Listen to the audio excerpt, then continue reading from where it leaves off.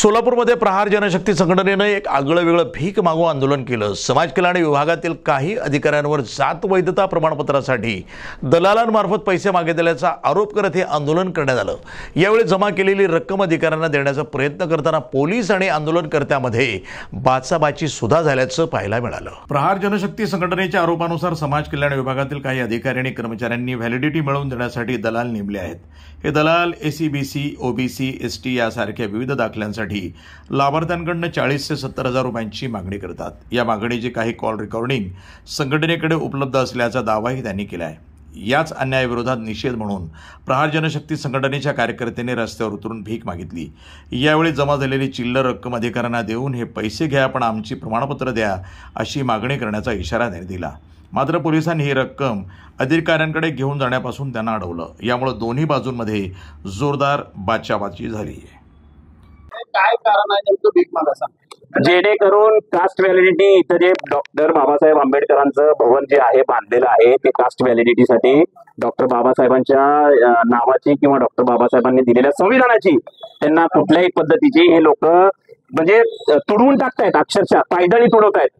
बाबासाहेबांनी एवढं मोठं संविधान लिहिलं तर त्याच्या नावाला आज हे म्हणजे काळीमा फासतायत का? तर कास्ट व्हॅलिडिटी सर्टिफिकेट जे आहे, जे आपण कुणबी असेल, मराठा असेल, ओबीसी असेल, एसबीसी असेल, अनेक एससीचे दाखले असतील तर त्या दाखल्यासाठी यांनी एजंट ठेवलेले।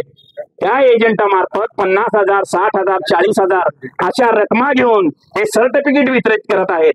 सर्टिफिकेट म्हणजे कास्ट व्हॅलिडिटी, जेणेकरून शाळेत ही कास्ट व्हॅलिडिटी जे विद्यार्थ्यांना महत्वाची आहे, विद्यार्थ्यांचे ऍडमिशन थांबलेले आहेत, जे अपंग असतील, दिव्यांग असतील, जनसामान्यांच्या जे काही कास्ट व्हॅलिडिटी आहेत त्यांनी पेंडिंग ठेवले। 10,000 सर्टिफिकेट दिलं म्हणते साहेबांना तुमच्या मार्फत विचारा 10,000 सर्टिफिकेट कधी वितरित केले?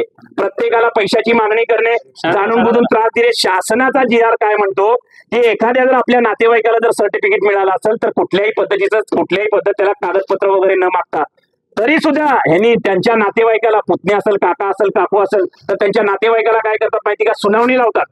सुनावणीत हे तारखा देतात, वेळ जवळजवळ 6 महिने, वर्ष घालवतात।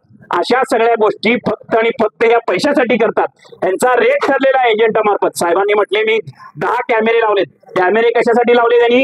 हे फक्त कोणी पक्षाचा, कुठल्या संघटनेचा येऊन आपल्याला त्रास देऊ नये याच्यासाठी कॅमेरे लावलेत। आजूबाजूला यांचे एजंट असतात, संडासमध्ये जाऊन, बाथरूम मध्ये जाऊन हे पैसे घेतात। या सर्व गोष्टी आज उघड करण्यासाठी आम्ही आजूबाजूला भीक मागून त्यांच्यात थोडी जरी माणुसकी असेल तर त्यांनी प्रत्येकाचं सर्टिफिकेट, जात पडताळणी सर्टिफिकेट, जातीचं सर्टिफिकेट लवकरात लवकर वितरित करावं म्हणून हे त्यांना पैसे देऊन आम्ही त्यांना विनंती करणार आहोत। आता काय मागणी आणि याच्या पुढची भूमिका काय होणार? याची पुढची भूमिका 100% आक्रमक आंदोलन, प्रहारच्या माध्यमातून, प्रहारच्या स्टाईलने आंदोलन करणार। आज भीक मागून आम्ही जे काही हे पैसे जमा केले त्यांच्या टेबलवर ठेवणार आहोत। त्यांना सांगणार आहोत की जे काही म्हणतायत, हे काही सर्टिफिकेट आहेत तुम्हाला दिसतायत, जे काही आज तुम्ही पैसे मागतायत ते आम्ही भीक मागून आणलेले आहेत, हे पैसे स्वीकारा आणि सगळ्यांना व्यवस्थितरित्या जातीचे दाखले द्या, असं आम्ही त्यांना सांगणार आहोत। 100% आता हा ही व्यक्ती आहे, हे बघा, विचारा, हे करमाळ्याचा माणूस आहे। किती दिवस झाले तुम्हाला? डिसेंबर महिन्यात दिली आहे मी। कोणतं कास्ट?